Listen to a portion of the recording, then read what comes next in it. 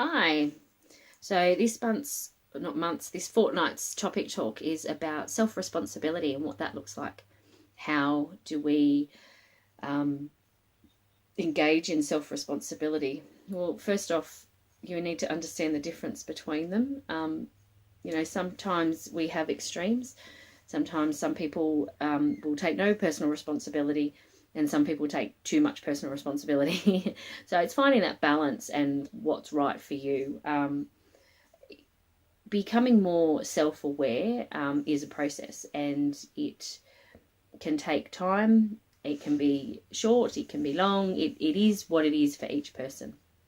So self-responsibility is really important because we look at things like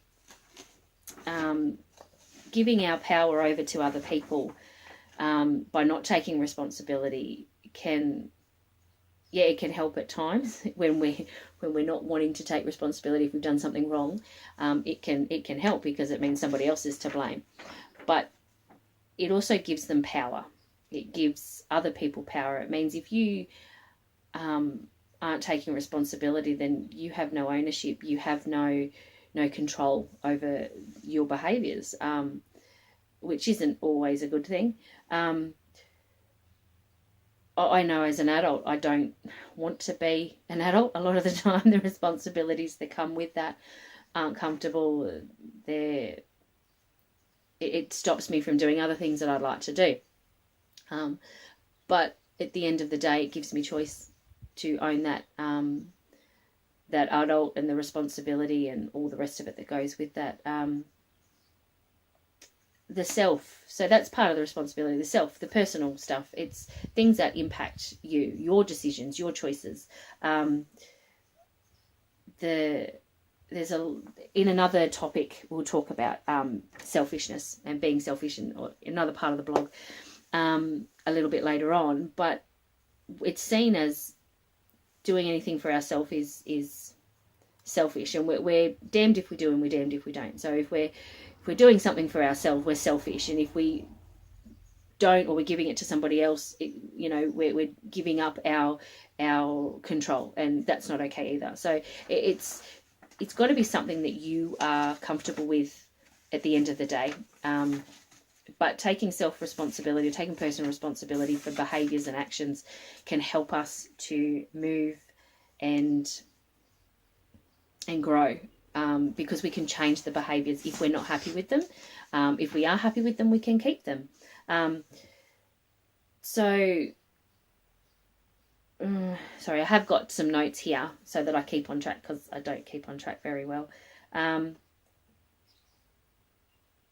So part of my view of responsibility and things like that is having education and knowing myself.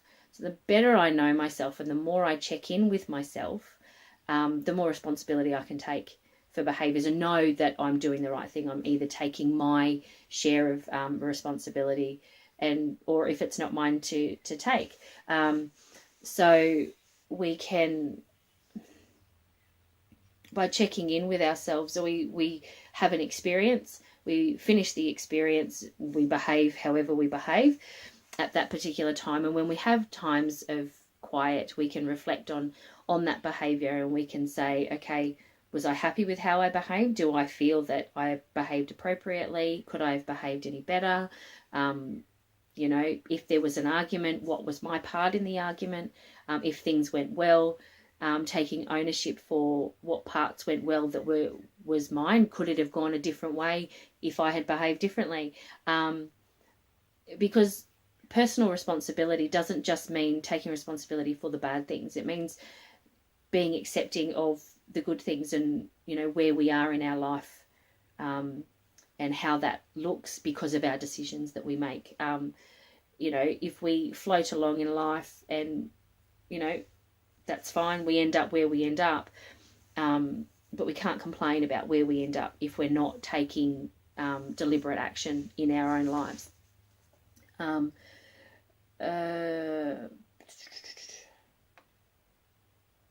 There's a lot of different aspects that we can look at. I look at for me, myself, and, you know, through this blog, there'll be a lot of personal stories so that you guys get to know who I am. So, you know, it helps you view the way we can grow, whether it sits with you and resonates with you or whether it doesn't.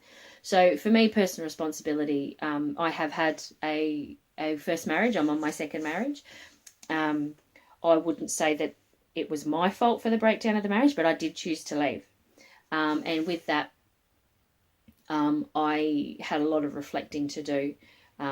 It was a very painful time.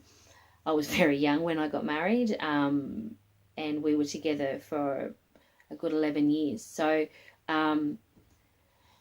you know, the times that I took after that marriage ended were things like, could I have done any more?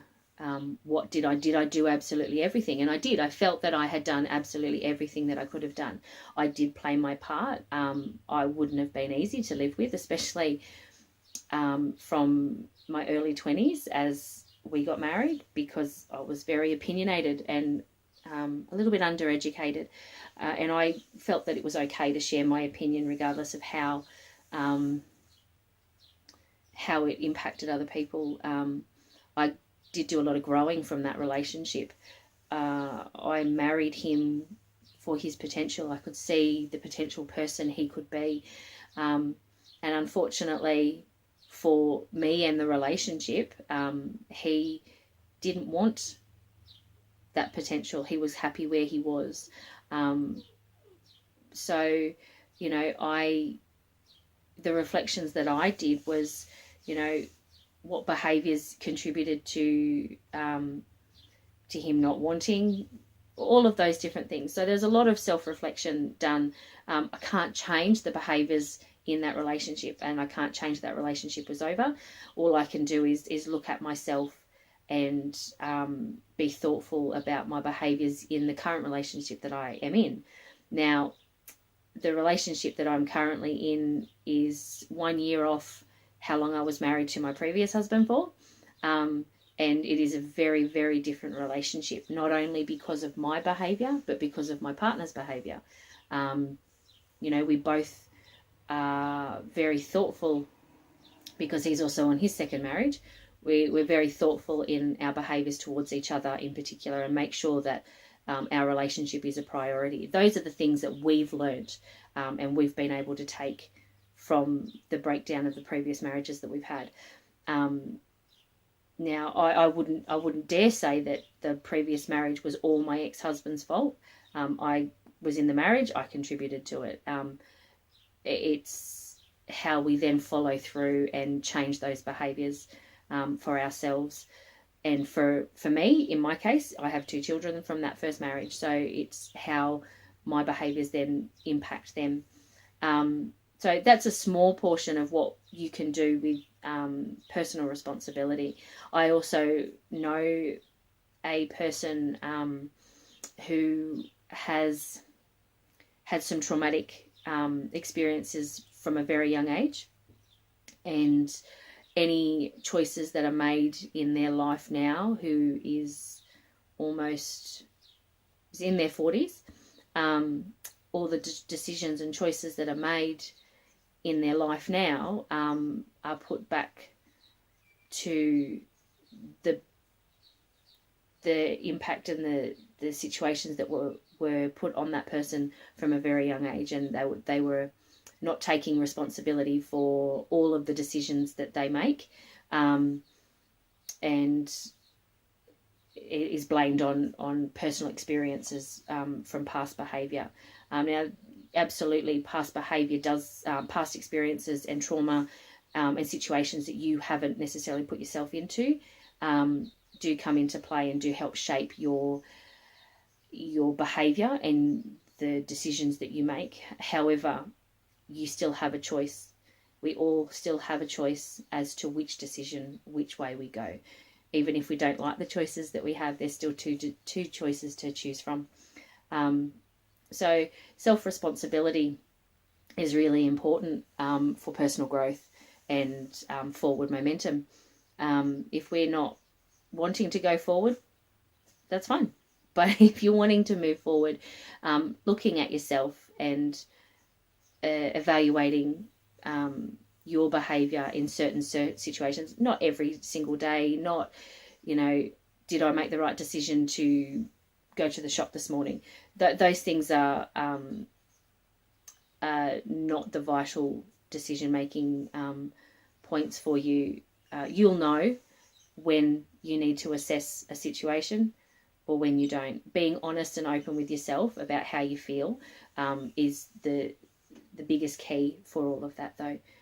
You will, if you're honest with yourself, you won't get unstuck. You won't get caught in a downward spiral. So from here, the freedom that we get from taking responsibility for behaviours and for actions, whether it be good or bad, is unmeasurable. It gives us the control. It gives us the ability to shape our life. And if you're not in control and you're not taking responsibility for your decisions, you're not really in control, because you're giving that control and that power to somebody else, to a situation, to a circumstance. You take the decision, you take responsibility, and you can move forward. Don't leave it up to others to control your life.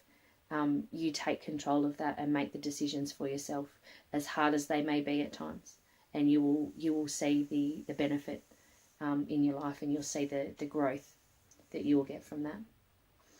Okay, so that's the topic for today. Any questions? Put a comment, or you can find me on Facebook or Instagram. Drop me a line. That's fine. We can have a chat if you want to know more. Not a problem at all. So there'll be more topics coming, and hopefully they're only short, just something to plant a seed for you to think about. I'm not going to tell you how to live your life. I'm just here to give you a little bit of guidance and insight into how things can potentially help you grow. So have a good day, and see you on the next topic. Bye.